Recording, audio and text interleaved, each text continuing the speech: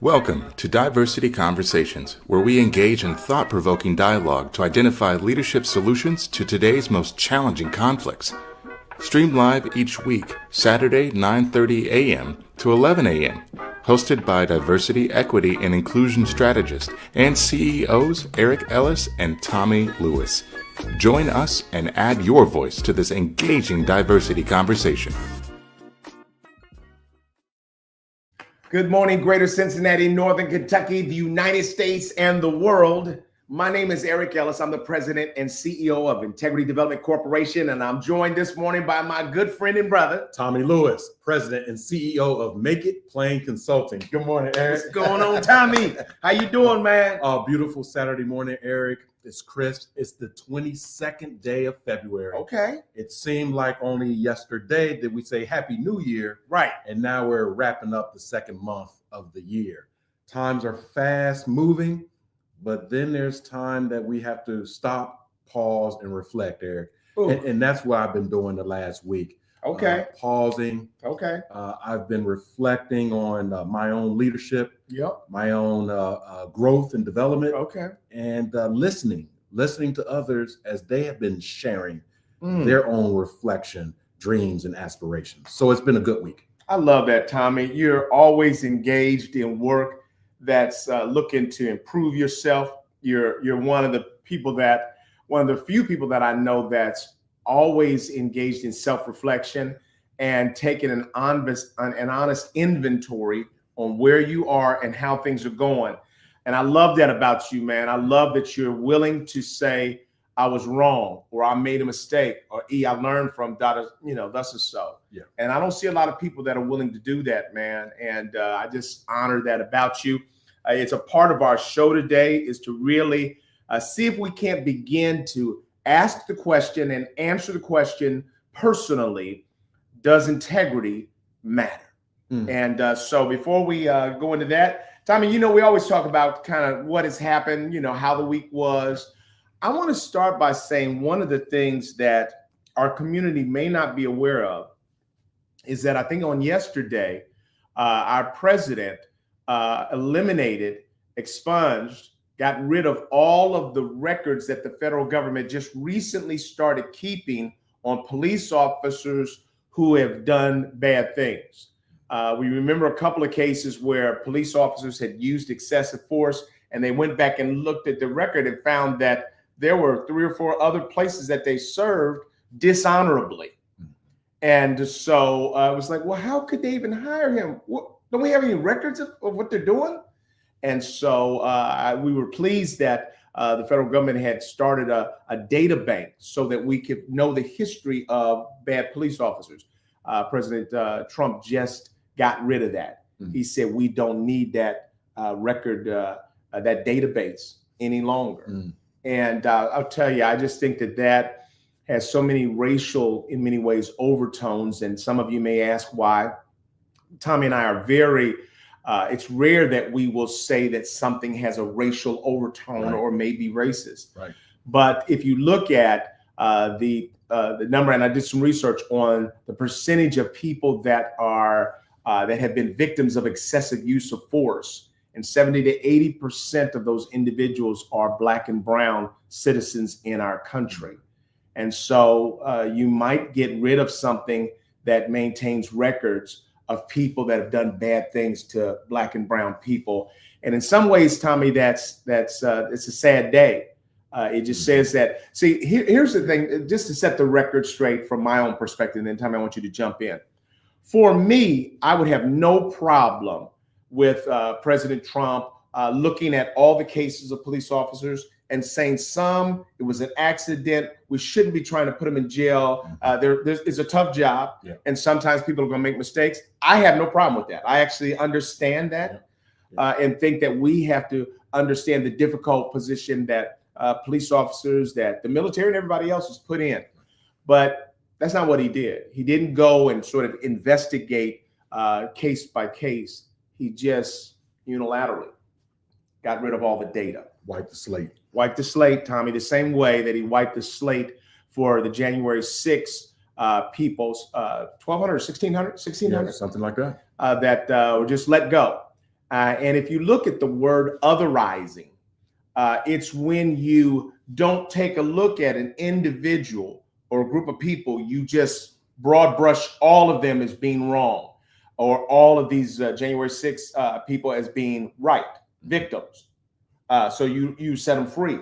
So you make it simpler, so you don't confuse your constituents or others by having to think about the nuances of things. So he said, expunge all the records because cops are good. People that they use excessive force on are bad. Get rid of the records. Well, again, as you were sharing this with me before our show, Eric, I'm speechless. I don't know how to react, still processing it, even as you're sharing it right now with our community. What I would like to offer the community, as I am unpacking this as well, as if at all possible, arrest becoming emotionally hijacked. Yes. Right. So that's the simple equation: E plus R equals O. E is the event, conversation, situation that we cannot control. R is our response or reaction to that event, situation, conversation. O is the outcome. And we cannot control the outcome, but we have aspirations, we have goals, we have, we have some expectations.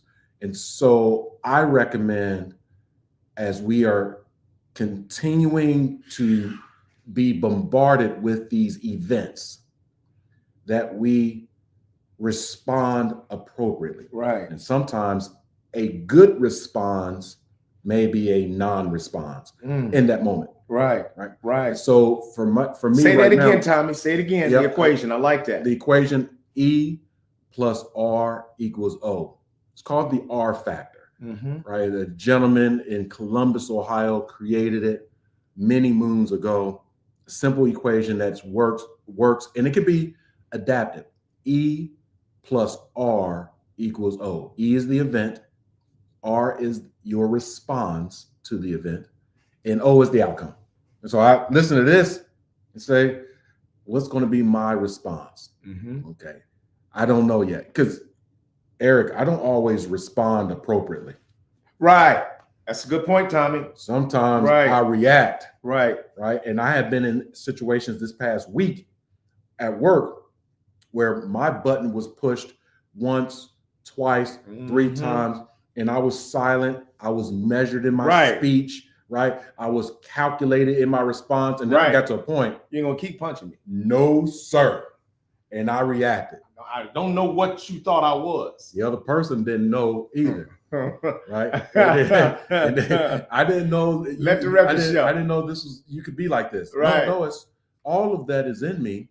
But for the last 30 minutes, when I was taking those blows and I was against the rope, I was rope-a-doping. Right. I still had some hands. Right. Yeah. The verbal sparring. Right. I got it. Right. So that's my takeaway. Right. And so what happens, and didn't have this formula, love that, the R factor. And so here's what happens to me. Event. Heard that the president's eliminated all the databases for bad police officers. The response, like Tommy, slowly forming. But then I have to consider the outcome, that if I overstress around it, if I allow it to bring upon me a sense of hopelessness, then the outcome is going to be poor health. It's going to be a lack of motivation, a lack of confidence, that a lack of faith in God, and a woe is me, this thing is worse than I ever thought it could be outcome, which leads to heart failure, high blood pressure, all of those kinds of things. So I have to say, event, recognize that. Response, hold on now. Don't allow this action to further harm you or multiply the harm. That doesn't mean you didn't see the event. Right. Yeah, not at all. It just means you measure the response into one that is productive and helpful versus one that is unhealthy. It is a simple equation that we all can use in our day-to-day, work-to-work, life-to-life environments. It doesn't matter what the event is, the conversation, the situation, the scenario. We can never control when those happen. They just happen. Now, age, maturity, experience gives you a little bit of a leg up to say, oh, I've seen this before. Come on now. I've heard this before. Come on now. Right. Come on now. Come on now. So I know how to respond to this. What right? we doing? What we doing. Right. And I think that with wisdom, I'm going to call on wisdom now, Eric. I love that. I'm going to call on wisdom for our community as these crazy events are happening. That's right. That we have to double click on our collective memory and individual memory, right, to see, have I seen this before? Have I experienced this before? Mm-hmm. If you have experienced discrimination, unfair treatment, some favoritism, negative favoritism, by way of you were negatively impacted by the favoritism that one person or a group had toward another. All of those isms, if we've ever experienced them, and then we hear something like this, oh, okay, hold on. Right. Seen this before. Yep, seen this before. Right. Don't get emotionally hijacked. Do not. Right. Yeah, I mean, some of the younger, less experienced folks go right to mouth. Right. From event to mouth. Right. Hold on. We may need to do some research. And I know that's what you do very well, Eric. Do some research. Take a look at, let's look at what the data says. Right. The facts. Right. And then when the facts show themselves in this particular event, we can say, oh, okay, there may be some kind of racial skew to it. Mm-hmm. If 80% are here, et cetera, yeah, that's what we do. Right. And so we want to make sure that we educate and inform you. I was laughing about, so as we watch our president do a lot of things, I was reminded of the commercial. There's a commercial, I think it's a Vroom commercial around selling cars. And this woman is in the bed and her husband's saying, do we sell now? She says, whoa. And then, and then he comes back again, turns over, do we sell now? Whoa, not now. And then finally the price hits the right now. She says, sell. And she screams out. So here's what I'm going to say to you. As our president does crazy things, whoa, don't react. Don't jump the gun. Don't be out there screaming and shouting. Did you see what he did? No. Whoa. No. Don't jump now. And here's the woe. The woe is if you stop on the thing that affects you, you'll be responding from a singular cultural vantage point. But if you just wait, there'll be other people in that boiling water with you. And you'll be able to collectively put forth a stronger response that can be more effective. Yeah. So hold. Yeah, just hold. Just hold. Mm-hmm. Don't let any of this freak you out. Matter of fact, get yourself some popcorn. What? Did you see that? Look at this. Right. You want to look at it as one who is a historian. For the ages, this is going to be one of the great periods in American history. You're here, you're in it. Record it. Do everything you can to help. That doesn't mean just do nothing, but that means don't allow your internals to start spinning in a way where you begin to damage yourself and others around you. That's what it is, Eric. Want to invite our community. We got Roger. Roger, thanks for chiming in. Roger says, just because I changed my position to get a better view doesn't mean I change my positions on how I feel. That's well said, right? Well said. Thank you, Roger, for chiming in. Cheryl says, get your popcorn. Absolutely. Get your popcorn. And for me, I throw a little Raisinets in there. Right. A few Raisinets. Right. Let's go to a couple more, right? The art of setting boundaries. It's a skill. It's an art. Want to have you unpack what is your skill in mastering the art of setting boundaries. I'm so glad this is brought up because I'm working with a client, and I've been working with a client doing staff training, management training for them for about four and a half years. And yesterday I had a deadline to provide them a new series of trainings for 2025, 2026. And it's basically 9 to 10 trainings once a month. And I give them a list of 15, almost 20 different training options and allow them based on, and this is they being the leadership, which ones do you want to select? And they selected setting boundaries. And I wasn't anticipating that at all. Right. But I was like, okay, it helps me very quickly understand what the client needs, what is a concern, right? So again, I've been doing training for 4.5 years. I know the staff, I know the management, I know the leaders of the organization.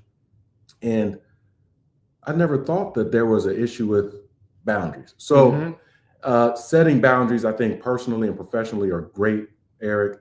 And then if it's a personal boundary, we may call it the kind of the guardrails of integrity. And sometimes we bump up against and or cross over integrity. Right. To the point, does integrity even matter? And so that's the question for today that we want to pose for you. And we want to constantly consider it for ourselves. Yeah. One of the things that can help you to not constantly see yourself as a victim is to recognize the reality of your own humanity as well. It's an easy thing to sit back and look at Donald Trump and say, oh my God, I can't believe him. Okay, well, let's see. Yeah. Is there anything in you that is like President Donald Trump? Okay, that's a question that you have to consider. Now, let me start with that. So our main topic today is, does integrity matter? Or is it simply the consolation prize for losers? The name of my company is Integrity Development Corporation. I remember when, 34 years ago that I named my company Integrity Development Corporation, and I was excited about that name, Tommy. I was a Christian. This was really what I'm about, is being a person of integrity. So I sent it off to the state of Ohio. They sent it back to me. And when I opened up the mailbox that day, I pulled out the award of my name, Integrity Development Corporation. Then I freaked out. I said, what in the world was I thinking? What have I done? What have I done? Why did I call my company Integrity Development? Everybody's going to expect me to be perfect, and nobody can be perfect. So what am I doing, Tommy? What am I doing? So I had a little private freak out. Yeah, all that high-mindedness. Integrity Development Corporation, that's what we're called. Right there on the name. You read it? You read it. Right there on the name. Then I'm freaking out. Me and God. I'm like, God, what did you let me do? And then hey, Eric, calm down. Calm down. Integrity is not an eternal resting place. It is a destination that you're going after. And so as you head toward integrity and you make mistakes, you get up, you dust yourself off, and you head again toward integrity. And so that is what has allowed me to sustain myself with the name of Integrity Development, or Integrity Development, always trying to develop that integrity inside of us and how we deal with clients. Inside of the organizations that we work with. I'll never forget my first test of integrity, Tommy, was I got when you're first starting in business, you don't have much business. So you're trying to get anything. It doesn't matter if you actually can do it well or not. Right. So I got an opportunity with the Red Cross, and it was close to kind of what I did, but not. But I took the opportunity and I got into it, man. I started digging into it, and I was failing from the very beginning, Tommy. It was $25,000. I was failing from the very beginning. I missed all the target dates and deadlines.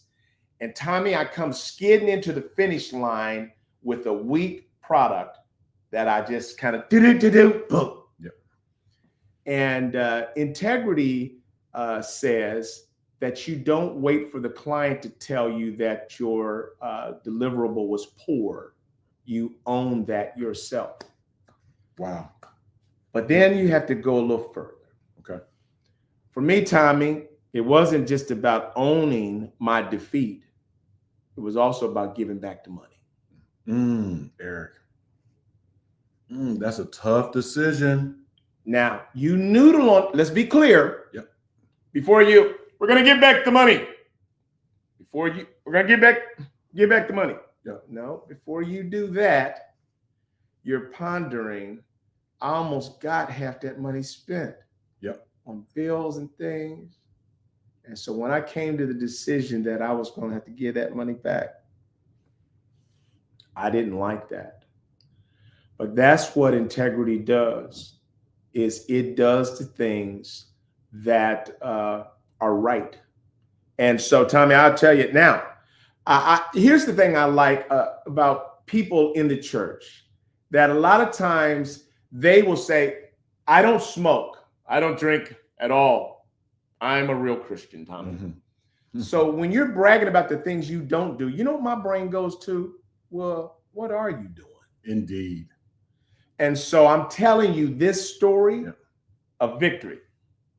I ran through the tape, ticker tape, and on that instance, I won. But on a number of other instances, Tommy, I've not won. I've not always won these battles, man. And so today our conversation goes to the question of, does integrity matter? Tommy? So integrity to me, Eric, is a deep and sincere conversation with my moral compass, my guiding principle. In my case, your case, our God. And so there are things that could happen or events, if you will, that no one else would know that I'm in this particular dilemma. Do I just admit that it's poor product, or do I admit that it's poor product and return those funds? That's something that no one else might have known. Right. And for me, I have this integrity question that I pose in training, right? And I want to pose this to our community as well. And please feel free to chime in. There'll be an opportunity for you to join the show, share your voice, share your like and image. And in this case, you can just join us in the chat. It's late at night, Eric, 11:30 at night. You're coming back from the event. It's just you. It's almost midnight.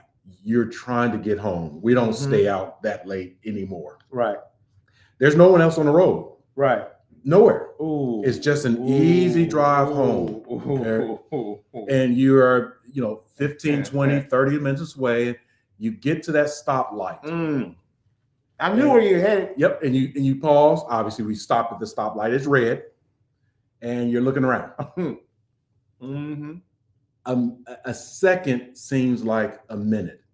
And you've been there for about 10 minutes that had 10 seconds that's felt like 10 minutes. Now you look, there's not a single car coming your way. You look to the left, not a single car. You look to your right, not a single car. And you look around to see if anybody is hanging out in the trees. You mean police? 5-0. Right? Because they seem to just jump out of trees and absolutely come out of garbage cans and all that good stuff. Do you stay at the red light or do you go ahead and drive through that red light? Right. So situational ethics. Okay. That's a term I'll introduce here. Yep. That my ethics are situational. That I'm going to stay there behind that light during the day when all the traffic is out there. But at night, when there's nobody out there, the law hasn't changed, but my ethics have. And in many ways, Tommy, I don't even know if I feel that bad about it. Yeah. And the question is, have you gone ethics blind? When you start, making exceptions, situationally determine what laws you'll follow, what ones you won't, how far does that go? Yep. And do we land in a place? So the pot calling the kettle black. So do you have the right to call somebody wrong if you do wrong yourself? Right. Short answer is no, really. Right. Another part of that scenario, Eric, is For me, again, I'm just talking from my perspective. I'm dealing with my own stuff. I'm at that light. No one is around. So I just inch up a little bit, Eric. Okay. Right? Because, there's a sensor on the light. Yeah. It may not detect that I'm actually there. Right. Such that it goes to the green. Right? So I inch up a little bit more. Yeah. Just trying to alert the lights. I'm here. I have to let the lights know that I'm there. I'm here. No one else is coming, Eric. Left, right, in front of me. So I just inch up a little bit more. I'm looking. No one is coming, Eric. Now, at this point, I'm in the middle of the intersection. Right. I got to go. Right. That's, in my mind, that's rationalization. I have already decided to break my ethical value of staying true to hold the law, the rule of law. And I've inched up and pushed the boundary so much so I get so far beyond the boundary, I'm in the middle of the intersection. I then rationalize, well, hell, I got to go through the light now. I'm using that example because that's something I go through. But when we look at work, it could be, hey, I need this stapler or this ream of paper or this paper clip or these 4 or 5 pens. Right. It's a corporation. They will not miss 4 pens. Right. Right. Or et cetera, et cetera. As at the end of the day, it's theft. Right. Yeah. It's a breach of ethics, maybe even integrity. I would share with you, and I have to bring it up another time. I was talking to my COO yesterday, and we were talking about ethics, actually. And I said, I can't remember the specifics, but I just know the story. There was a gentleman many moons ago. He had worked for a global banking company that was headquartered in New York City, and he was responsible for payroll technology. He was in IT, and he decided to create the IT algorithm for payroll such that every employee in the company would lose 2 cents of every check that they received. If you got paid monthly or quarterly, whatever the case may be, you would lose 2 cents. He thought from a human perspective that people don't pay attention to the cents on their paychecks. Right. Maybe the larger number, but not if it was 98 cents or 96. Right. So he did that every pay period. The company had close to 15,000 employees, and he did it for 15 years. He ended up getting busted. There was something a little bit north of $75 million that he had embezzled. He went to jail for 7 years, came back out, and the federal government and all those folks that prosecuted him, they said that there was roughly $15 to $25 million that was unaccounted for. He came out of jail. I think he knew exactly where that money was. The mastermind of someone to create that technical algorithm is amazing to those who would not do it. Right. So if you have no ethics or no integrity, you can be a 19-year-old boy, run up into the Treasurer's Department of the United States of America and talk to folks who are 40-year veterans and say, get out. You don't know what you're doing. And that 40-year-old veteran says, grandson, right. What are you talking about? But the grandson has no integrity at all. We have to be careful of going to sleep on what we are seeing in these events. And I'm not talking about nationally or globally all the time. We can be very local and specific. Right. Don't be had, hoodwinked, run amok, bamboozled right in front of you. Right.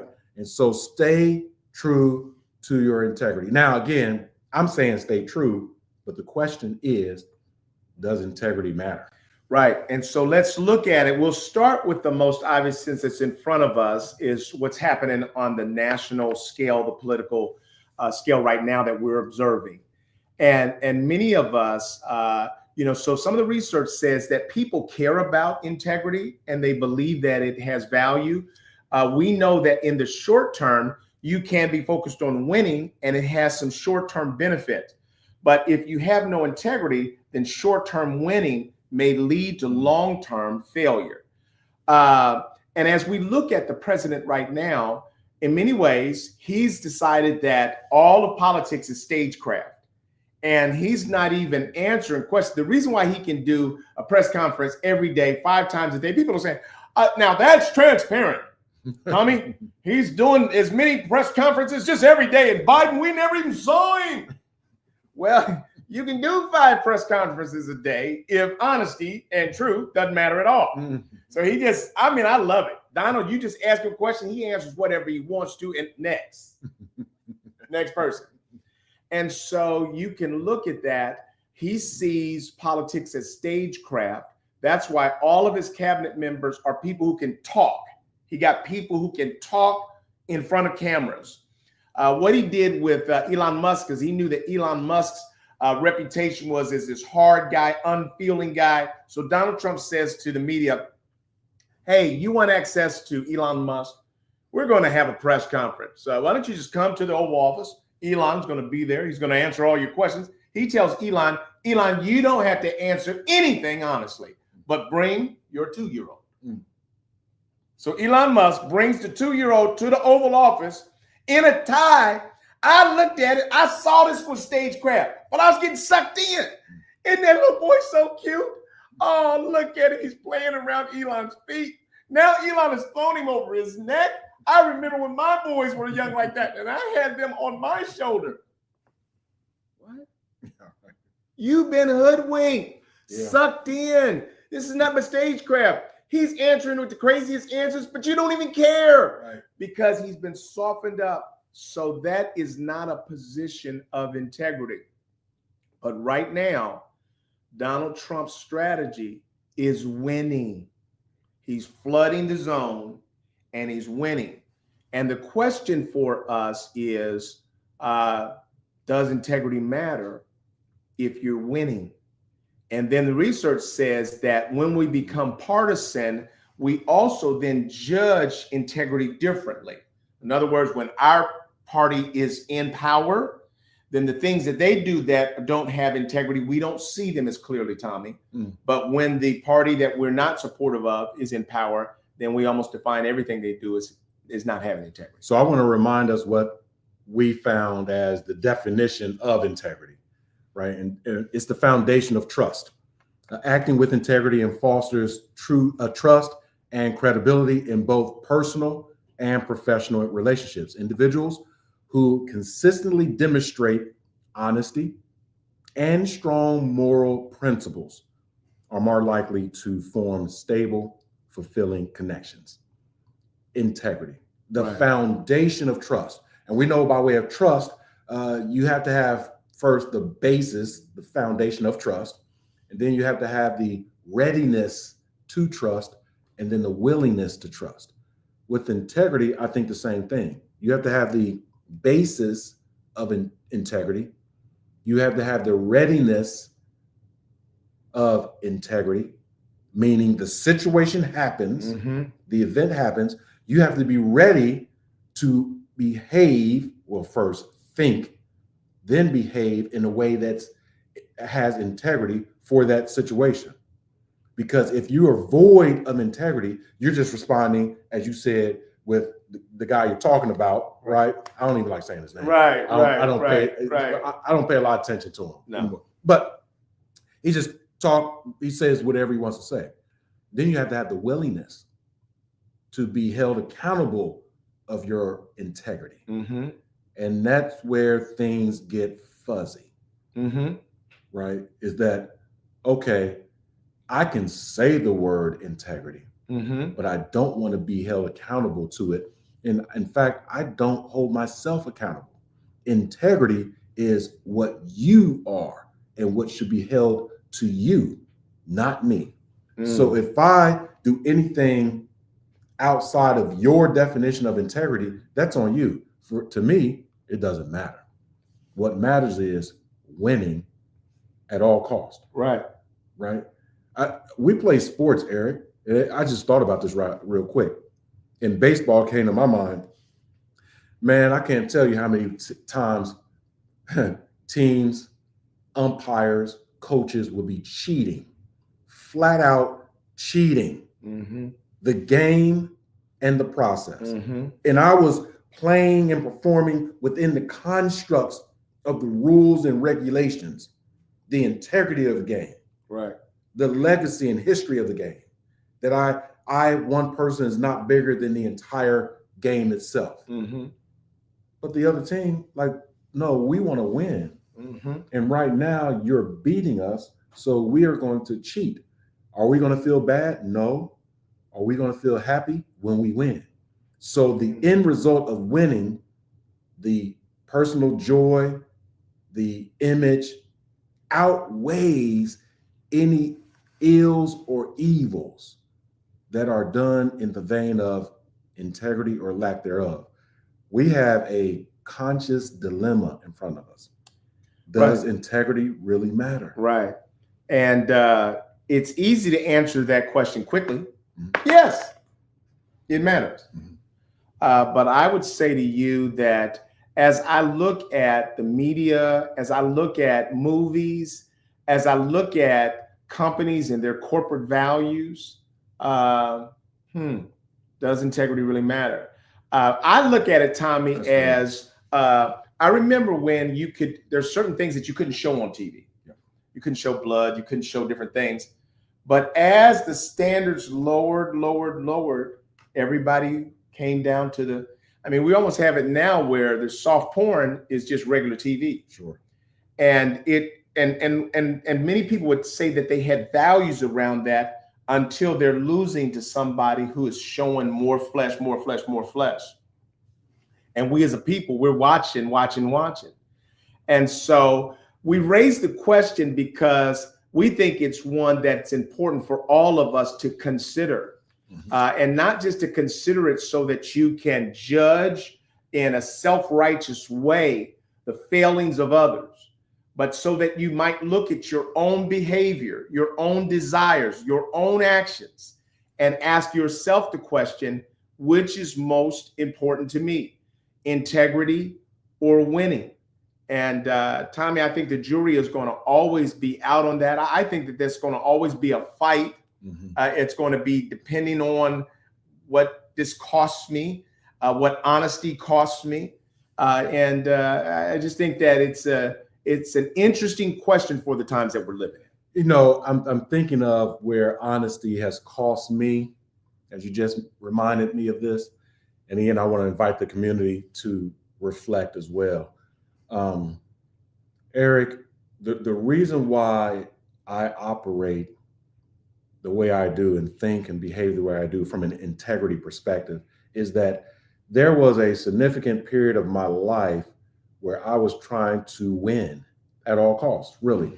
Win in my social life, with dating and relationships, win academically as I was trying to pursue my career, win at work, to be seen above others who may be my peers or those who were above me. I wanted to be seen by them.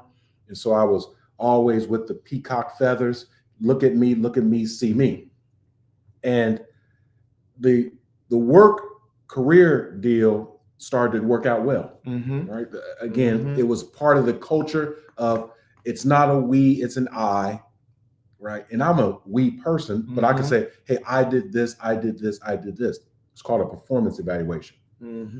On the academic side, I realized quickly that no one else was taking the test that I was. So when I failed it, I failed it. When I passed it, I passed it.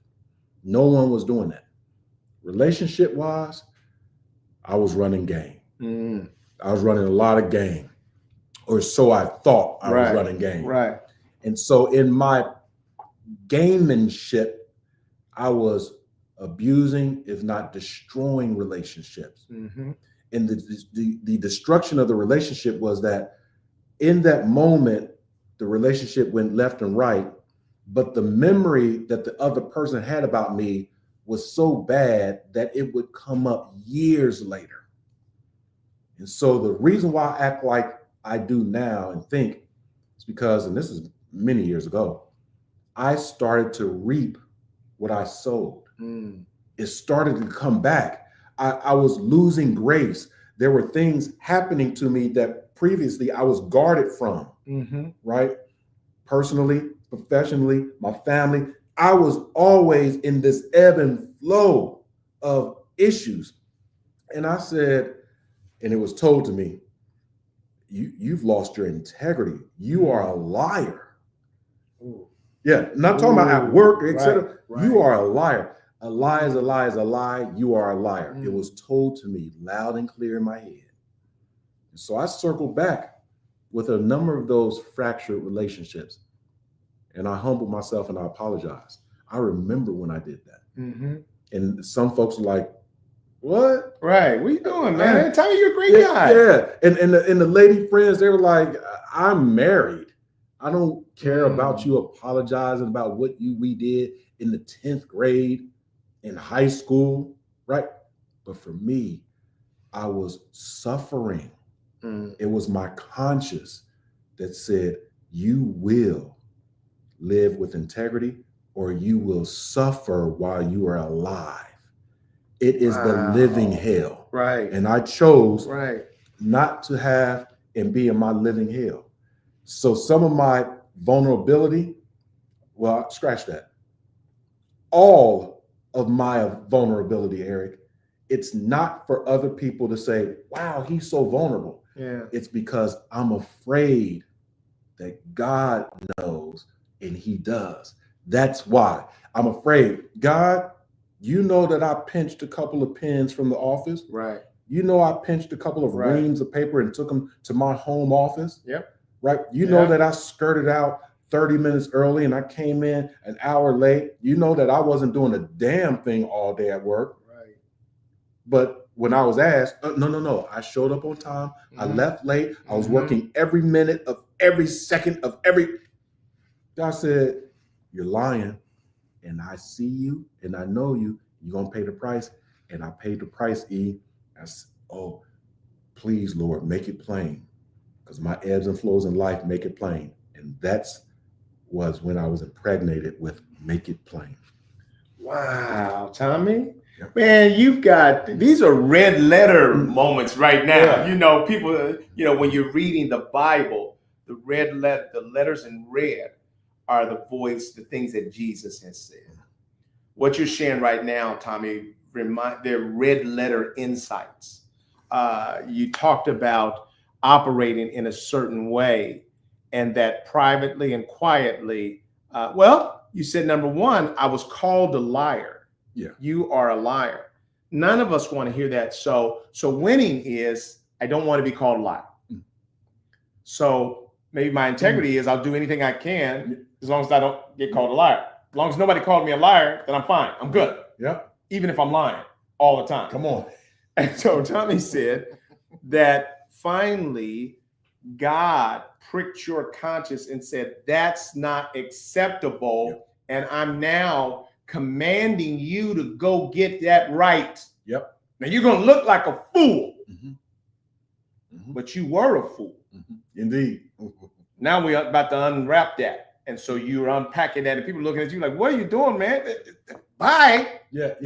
Bye. Yep. I'm married now. I don't need to talk to you about anything. Yep. Get over it.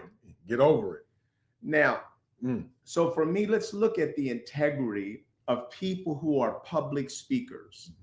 One of the things that I've seen in the church, Tommy, is I've seen pastors that started off humble and they were so grateful that God sent them anybody. But over the years, as they began to hear the positive feedback around their gift, as their ministry started growing, they then lost some of that humility. And now it's no longer about a humble servant of God. It's about I'm the man with the gift. I'm touching people's lives. I'm changing people's lives. In our work, we get praised all the time because we are doing performative jobs. But God prepared me for this performative job back when I was in college. I was at Wright State. My brother was at Central State, and he asked me to come sing in a talent show. And I don't know if you remember me telling this story, but here I am. I'm singing a song by Stevie Wonder, That Girl, at Central State University. Back in that day, I had my Jerry curl. I had my terry cloth jacket. baby blue. And I mean, so now here I am out here singing that girl. And the women start screaming, Tommy. The college students start screaming, he sounds just like Stevie Wonder. Oh, what? I'm about to break some hearts. So I step back, Tommy, on the high part. I drop to one knee. I'm killing it now. Caught up in me-ism. No integrity nowhere. I'm about to do this. And right after the show, I'm picking them. And so God, here's what God does. I see you. God steps back. So let's see what you look like without me. Wow. And so I remember it like it happened yesterday. My voice started cracking on the high note. It was a gong show. They didn't gong me, but Tommy, I finally slithered back to my feet and I tried to just go into the invisible background. Yeah. Don't see me. Yeah. I'm embarrassed now because in the height of my pride and my ego, God said, let's see what you look like without me. And so I went backstage and I did not want to come out because I was embarrassed by what I had done. And my brother came back and got me. Duke came back and said, hey, Eric, what you doing still back here? But like Tommy, he didn't know what I had gone through. Yep. So I said, he said, man, that was great, man. But what happened on that one part? And that's what I heard all across campus. Hey, man, excellent. What happened on that one part? And it's a lesson that I remember then forever. So anytime I have to give a speech in front of anybody, I want to be nervous. Yeah. Because nervous says that I respect what I have to do. Yes, Eric. And when I'm done with it, when people start praising me, oftentimes I drop my head. Yeah. I lower my head because I don't want to start reading the press clippings of the gift that God has put on loan to me. That God he's loaned me his gift.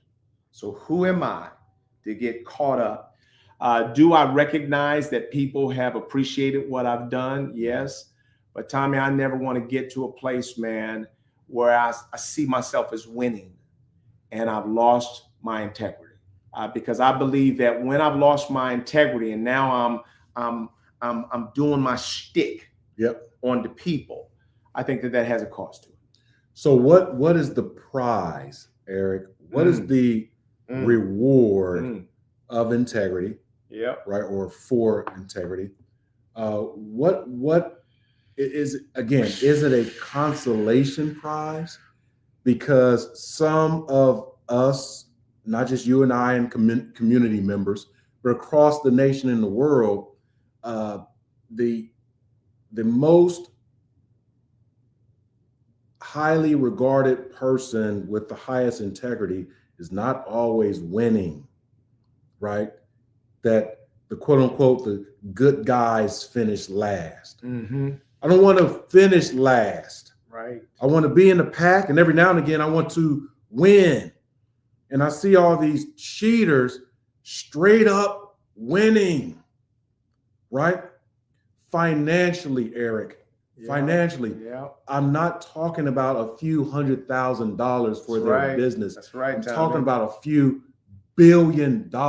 It's a fraud, a scam, it's a lie, and it's my blood, sweat, and tears.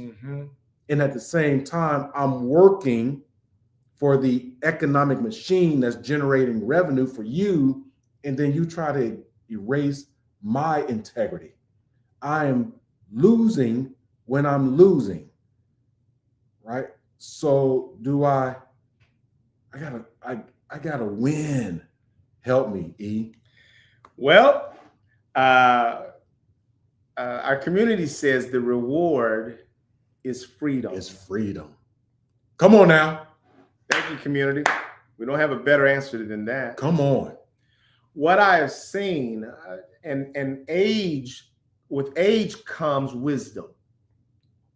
when I was young, I was completely enamored and taken away by this notion of winning was the right job, the right salary, the right house, the right car, the right outfit.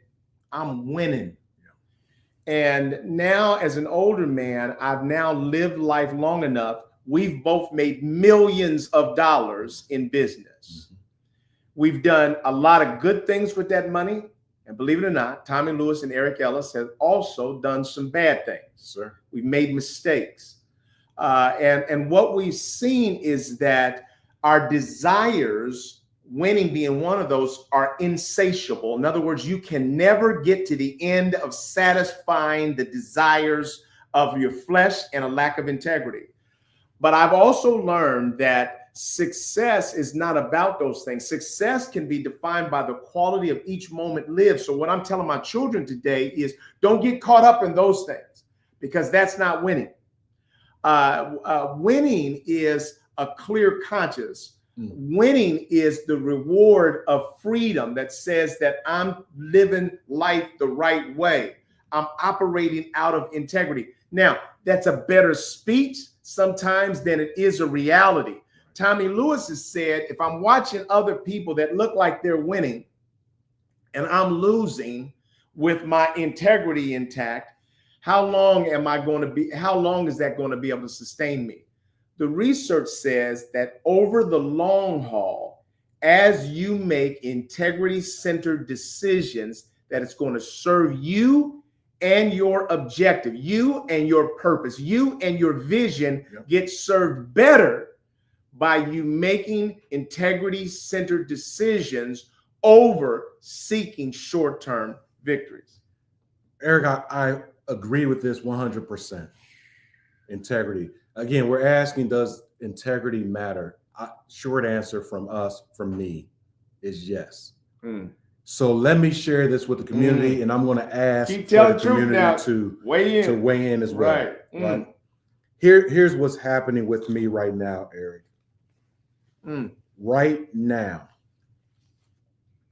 for the last 3 or 4 years, I have had this burning need or desire from a business perspective to transition from the space that we're in, our office in downtown Cincinnati, Ohio, where we have storage, we have a conference room, we have a couple of offices, but the energy is not where I need it to be. And so we have staff in there, and some of them have windows with natural light. Some of them do not. So they're basically in a box. Okay. Right. I don't like that at all. Right.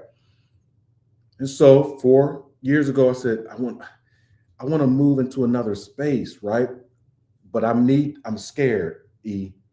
Do we have the revenue, consistent monthly revenue to cover not just a mortgage or a bigger lease, but all of the utilities and expenses that come along with it? So I'm a businessman and I have to calculate some things, and I'm also an entrepreneur. So sometimes I steal from Peter to pay Paul. And then we get this opportunity that sounds and on contract is going to be more sustainable. I've been tracking our revenue per month, and it's handsome. It's enough to be a profit. And at the beginning of the year, as you remember, when we talked about some of our objectives, said, want to get into a new space, get into a building. I don't know if I was just talking, Eric, but everything about me since January has been, let's get into this new space. Right. A couple of people have been popping up in my life. Right. Hey, I help people buy commercial property. Right. Do you? Right. Yeah. I help people. I'm sure you help people. Okay, let me be clear, Tommy, because you're thick in the head. I help you get commercial property. Right. What does that mean? Boy, if you're looking for $1 million, I got 100,000 right now. If you're looking for 600 right now, I got 150 right now. My investment at 4.6% APR give you $100,000, $150,000 cash. You pay back with that interest, etc. You can get in, and then it's happening, Eric. This past week, I visited 3 properties. One of them, not so much. The other one, this is workable. Right. The last one, right. This is my dream. I reached out to one of the folks. There was a couple of folks. One of the folks that said, "Hey, I will help you," because people be talking. Right. And the person said, "When are you ready?" I don't know. I don't know. I don't know if my credit's going to be right. I got some tax stuff I'm paying on every year. I don't know. He said, "Whoa, what's your reservation?" Right. He said, "You have done everything in your life to prepare you for this moment. And I know from a business perspective, you're worthy." That's what he said. He said, "I will not be giving you $100,000 for it to be squandered." He said, "I'm making the investment because I've seen the business grow and I know it can grow more. You just need the investment." And I said, let me hang up the phone. Right? I am happily scared right now, Eric, that the work that I've done in my life from an integrity perspective is going to pay off. I'm going to get a win. Right. This is not a little box of a room. It is a legacy.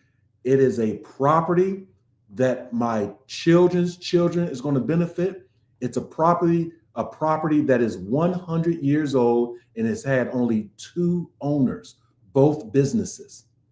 The original owner went 75 years in the business at that place, and the one that's trying to sell it is 25 years. The price has gone down $100,000 in 13 days. The realtor shows us a virtual video, and in the video, it goes through the different rooms. It's on his little phone, and on the side of the wall, it says, to get great success, you have to make it. And I stopped. I said, "Make it?" Yep. He said, what? He stopped me. What? And I had me, my wife, Nicole, the COO, they all saw it. Said, "My company's name is Make It Plain. The rest of the things that make it happen." I said, "God, work." Community, I'm asking you for me and Make It Plain to do more work for our community. I would ask that you pray for us, that we're able to get into this property, that we can lease out space to smaller up and coming businesses. We'll have the space. They will have a home. We will not fleece them. We will not. That's not what we will do. Fair market value, make sure they have a place, make sure they can grow, and get them out of the nest and let them fly. That's what this property will do through integrity. So I don't know what type of show we thought we were going to have today. I don't know. I didn't see it coming down this path.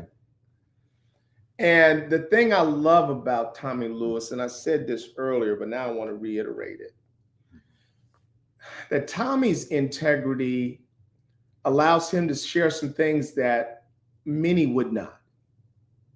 He walked us through this opportunity and what's in his head, but he also gave us a window into all of the hesitations and all of the fears. I got tax things and I got this and can I pay for it? He walked us through all of that. And then he allowed us to see the combination of integrity and winning happening together. Absolutely. He said because of his integrity, somebody called him up out of the blue and said, "I got you. I got you. I've watched how you've done your business." And this is so important because when you hear about things happening in Washington and you don't have faith in God, you might believe that you're losing. Yeah. And what Tommy's stories are showing us is that God is in control. And then Tommy said that I'm happily scared. We're happy because we're receiving something that we couldn't imagine that we would receive. We're scared because in the human flesh, it's bigger than what we think we can sustain or even that we're worthy of. Yeah. You see, there's a term called imposter syndrome that we usually see women embrace that. But because we've run into a world that's always punching, sometimes you feel that way yourself.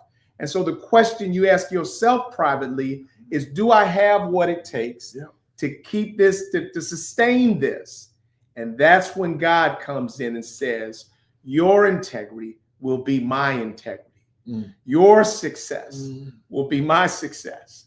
And I need Tommy Lewis to be able to testify to the community that sometimes all you have to do is keep putting one foot in front of the other, trying to live right, trying to go towards that destiny of integrity, falling down sometimes, getting back up and dusting yourself off and looking around to see who saw me when I fell down. And now questioning, am I even worthy of the vision that God gave me? And Tommy has said, this is a legacy. And Tommy has said, this is not just for me and my family. And Tommy Lewis has said that when God blesses me with this, it won't just be for me, but you can rest assured that I'll be honorable to you. That if you need a space, then you'll be able to get fair pricing in the space that God has blessed me with. We've answered now the question that we posed at the beginning. Does integrity matter? I'd say it absolutely does. And it matters for the long haul. And Tommy Lewis, my brother, my friend, my family member, has given us such a powerful, he didn't plan this out. This ain't something that he's doing to try to impress you. He's allowed us to walk right alongside him. And I'll tell you that I am proud of this success, and his success is absolutely my success. And our success is your success. As you think about what you're going to do for the next 4 years, if you're simply looking at the White House and Washington, don't miss this, that God is moving in powerful ways. And I'm so great. Now, I am celebrating right now. Let's just look at this. I'm in celebration right now because I'm getting a victory with Tommy's victory. And he only gave me one assignment. He gave us one assignment. That's what Tommy gave us, one assignment. He said, pray. Tommy said, what I need you to do is pray. And let's see what Roger said. May your tears of joy. Thank you, Roger. To bless the masses. Thank you, Roger. Thank you. And that's why we are still here, community. We're still here because his heart wants to bless the masses. And what we said out of our mouths back in January, God is starting to bring that into fruition. And so all I want to do is hold on to those New Year's resolutions of the things that God placed in our spirit, because they're happening right now. And our job here on Diversity Conversations is to encourage you that the future is bright for you. Don't believe that all the bad people are winning, because we're here to say to you that live your life with integrity, and that in and of itself is winning. Tommy, take us home. Again, thank you all so very much for joining this conversation. Another great opportunity. The time moves so fast, and we look forward to continuing this conversation. We will see you next week, same time, same channel, on your and our favorite show, Diversity Conversations. Take care of each other. Bye now.